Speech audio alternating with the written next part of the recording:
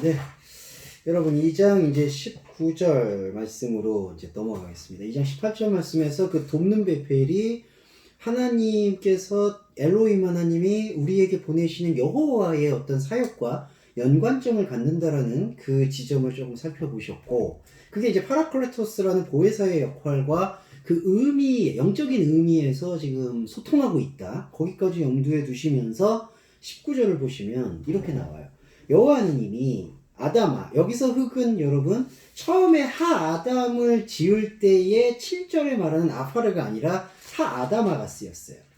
그러니까 여호와 하나님이 이 차바 뭘로, 흙으로, 이 아담아로 뭘 지으시냐 하면은 모든 들의 짐승, 그렇죠, 하이 샤데, 들의 짐승, 그리고 모든 콜 오프 샤마임, 하늘의 어떤 새를 지으세요. 자, 아담아를 통해서 여호와 하나님이 이것들을 짓는 그 맥락은 뭘까요? 이때 아담아를 통해서 나오는 건 뭐냐면 인간의 어떤 혼적인 구조를 뜻한다라고 볼 수 있어요. 자, 아담아라는 단어가 그러니까 아레츠도 땅이라는 얘기인데요. 아레츠라는 쓰임 없이 아담아가 단독으로 이렇게 쓰일 때에는 이 아담아는 코스모스의 사역과 연관이 됩니다. 그러니까 세상이라는 조화, 경작하는 거, 인간이 만들어내는 어떤 그 공작, 그러니까 사람의 지혜와 지식으로 일궈 나갈 수 있는 자연 환경까지를 아담아가 예표하고 있는 거예요.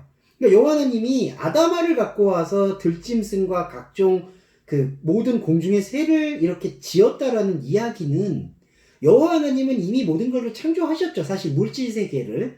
근데 여기서는 물질 세계의 이야기를 하시려는 게 아니라 그 사람이 갖고 있는 혼적인 성향과 혼적인 관계성을 드러내는 작업이라고 생각하시면 될 것 같아요.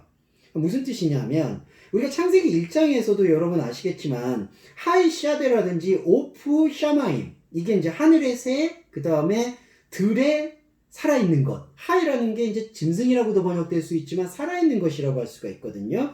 자, 이런 어떤 매개체들이 어디에서 지금 유래했나요? 자, 언급하고 있어요. 하아담으로부터 나왔다고 하고 있어요. 경작된 땅으로부터. 이 경작됐다라는 땅은 바로 인간의 혼적인 안목에서 디자인할 수 있는 것을 예표하고 있어요. 그러니까 들의 짐승과 하늘의 새라는 것, 이때 하늘은 그 쌍수의 개념인 하늘과 땅이 만나는 영적 통합체로서의 하늘을 얘기하는 게 아니라 지형적 하늘을 얘기하는 거죠. 들도 지형적 들을 얘기하는 거예요. 그러니까 지형적 들이라고 했을 때에는 이게 영적인 영역이 아니라 인간이 구상하고 만들어내는 혼적인 영역으로서의 지형적 특징이라는 거죠. 이해되시죠? 그러니까 뭐 지구과학적인 지형적 특성을 얘기하는 게 아니라 영적인 에어러, 그러니까 스피리추얼 에어리어가 아닌 그 네페슈 하야 계열에서 나올 수 있는 혼적인 어떤 구상력, 그러니까 문명, 네 가지 강에서 흘러나오고 있는 인간의 어떤 발상, 이런 것들을 얘기한다는 거죠. 그래서 들의 짐승과 공중의 새는 이 아담아로부터 나온 혼적인 아담의 영역이고 혼적인 아담의 바운다리, 한계라는 거예요. 자, 그 한계를 가지고 이제 뭘 보여주시는 거예요. 그러니까 자, 여기서는 로, 아담, 그 다음에 라, 그 다음에 마, 그 다음에 카라로. 그래서 제가 기본어로 바로 읽었네요. 그냥 기본어로 그냥 읽어드릴까요? 바야베 엘하 아담, 그 다음에 레오트 마, 그 다음에 이크라로, 여기까지. 그래서 여호와 하나님이 그를, 하아담을 어떻게 이름을 짓는가, 그것들의 이름을 어떻게 짓는가 보시려고 이거를 데리고 와요. 그러니까 아까 말씀드렸을 때 여호와 하나님이 이 아담아라는 인간의 혼적인 자아로부터 파생되어진 그 혼적자의 그 어떤 전리품들이라고 할 수 있죠. 들의 짐승과 공중의 새. 이거 공중의 새가 하늘의 새인데 이제 그 어떤 종교적 전달체라고 이해하시면 좋을 것 같고요. 이때 종교는 신앙하고 좀 달라요. 그 다음에 사데 하이라는 것도 가공되지 않는 살아있음, 이런 뜻이 내포되어 있어요. 그러니까 이런 제 풀이가 혼적인 영역에 포괄된다, 이렇게 인지해 주시고 보면 좋겠어요. 자, 그리고 아담에게 이것을 어떻게 아담이 부르는가를 확인을 하세요. 그러니까 여기서 아담이 어떻게 이름을 부르는가를 보려고 하고 하는 이 라의 개념이 여호와 하나님이 자기가 몰라서 실제로 몰라서 여호와 아담을 데리고 와서 아담 너가 이걸 어떻게 부르는지 내가 볼 거야 이런 태도라는 의미라기보다는 아담에게 이거를 드러내는 거예요. 아담아 이게 바로 혼적인 영역의 것이야. 이 혼적인 영역의 것에서는 사실상 돕는 배필이라는 에제르 케네그도가 나오지 않을 거야 라는 것을 이렇게 역설적으로 역순으로 보여주는 태도라는 거죠. 제가 설명을 적절히 드릴 수 있는지는 모르겠는데 일단은 좀 그렇게 지금 제가 풀이를 해볼게요. 아담이 어떻게 이름을 짓냐 그랬더니 콜 아스르 카라 로 하 아담 네페시 하야 후 세모. 자 이렇게 돼요. 자 아담이 자 뒷문장 먼저 보여드릴까요? 하 아담 그 다음에 네페시 하야. 자 그 다음에 이크라. 제가 좀 약간 복잡하게 읽어드렸는데 이렇게 돼요. 그 베콜 아스르 이크라 로 하 아담 네페시 하야. 자 그 아담이 그 생물들에 대해서 모든 생물들에 대해서 이크라 불렀던 것이 후 세모 바로 이름이 되었다. 이렇게 지금 번역을 해볼 수가 있죠. 자 그래서 아담 제가 아까 지금 길게 설명드렸던 그 들의 짐승과 공중의 새를 지금 이 창세기 번역에서는 창세기 말씀에서는 무엇으로 가름했냐 하면은 마지막 그 문장에서 한글 번역으로는 바로 생물이라고 번역된 네페시 하야라고 번역이 된 거죠. 근데 여러분 네페시 하야가 제가 지난 시간 2장 7절을 해드릴 때 말씀을 드렸죠. 니스바트 하임은 영적 주체가 되고 네페시 하야는 혼적 주체가 된다는 말씀. 그래서 네페시 하야가 바로 들의 짐승과 공중의 새라는 거예요. 그래서 하나님은 여호와 하나님은 아담에게 그 네페시 하야 계열을 마음껏 부르라고 얘기하는 거예요.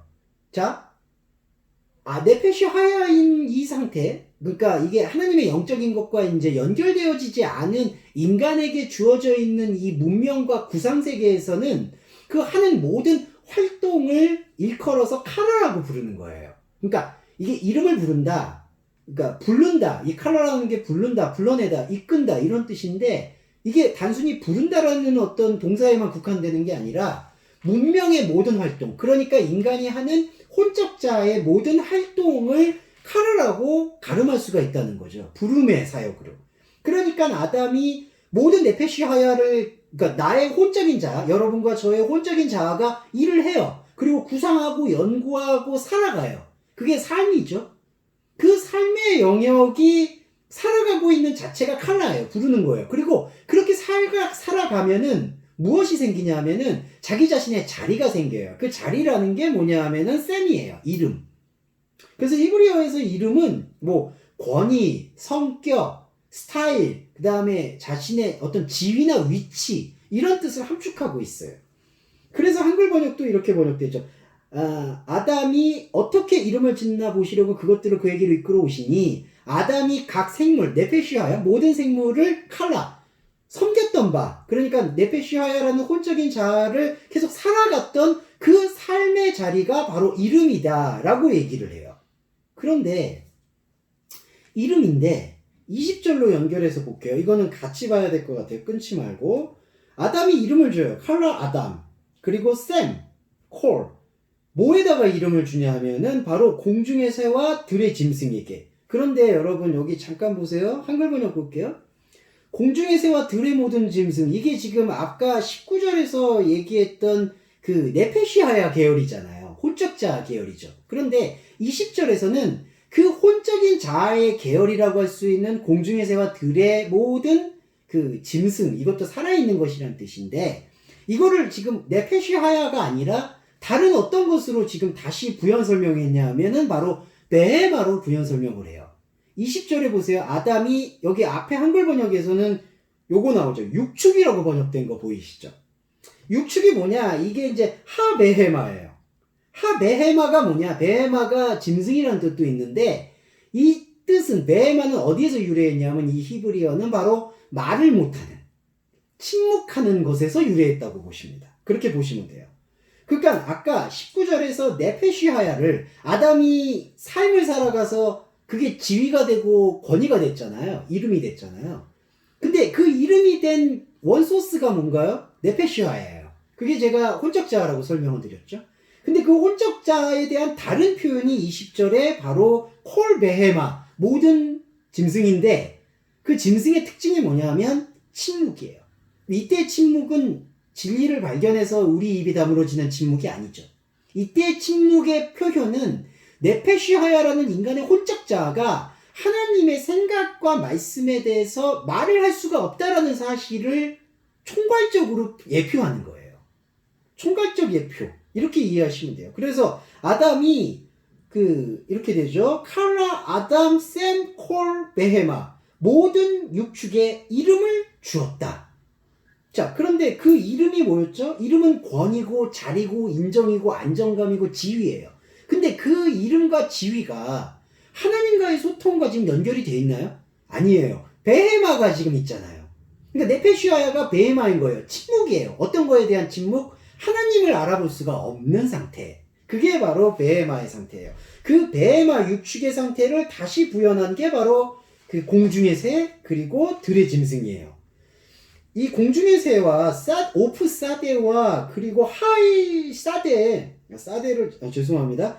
오프 샤마임과 하이 샤데를 혼적자에서도 조금 더 구분한다면 들에 살아있는 것, 광야에 살아있다라는 들의 짐승의 부분은 인간의 어떤 그 경제활동에 조금 집중돼 있고, 그러니까 일반적인 삶에 집중돼 있고, 오프 샤마임, 하늘을 떠다는 새라는 것은 인간의 어떤 철학과 이상향에 대한 부분을 언급하고 있어요. 그 이상향에 대한 관계된 것으로 파생된 분야가 바로 릴리션, 종교가 되겠죠. 그러니까 들의 짐승은 에코노믹 애니멀에 대한 이야기고 경제적 동물에 대한 이야기를 하는 게 조금 더 가능성이 높고, 그 다음에 오프샤마임, 공중의 새는 바로 릴리전 애니멀, 종교적 동물에 대한 이야기를 하고 있다라고 우리는 유추해 볼 수가 있는 거예요. 그런데 그 종교적 동물이나 경제적 동물이나 모두 베헤마, 하나님과의 생명 소통에 대해서는 침묵한다. 이게 이제 신약 성경에서는 그 혼인잔치 비유에서 이 예복을 입지 못한 사람들한테 이제 왕이 묻죠. 왜 예복을 입지 않았느냐라고 얘기할 때 유구무원이라고 번역된 것을 우리는 확인해 볼 수 있어요. 고백을 못하는 상태. 말씀과 같은 것을 내지 못하는 상태. 그게 바로 침묵입니다. 그러니까 지금 이게 이렇게 번역이 되죠. 레아담, 그 다음에 마차, 에제르, 게네그도. 이거죠. 이제 뒤에 장의 20절의 뒷문장. 자, 이렇게 다 모두 이름을 줬는데, 이 이름을 준 것이 하나님과의 관계에서 침묵이잖아요. 그러니까 여기다가 이거를 못 박듯이 얘기한 거예요. 그러자 아담에게서 돕는 배필이 발견되지 않았다. 어디에서 발견되지 않았죠? 바로 요 네페시하야 베헤마, 이 혼적 계열에서는 돕는 배필이 발견되지 않았다라는 의미를 우리가 도출해낼 수가 있는 거죠. 자, 이제 19절과 20절에서 혼적 영역, 인간의 문명 세계를 살아가면서 읽었지만 에제르케네그도, 돕는 배필이라는 우리 안에 분리된 것을 채워줄 수 있는, 하나님으로부터 분리된 것을 채워줄 수 있는 영적 열매를 발견할 수가 없었다라는 사실까지 확인을 하셨고, 21절을 통해서 그게 어떻게 통합이 되는지를 또한 확인해 보겠습니다.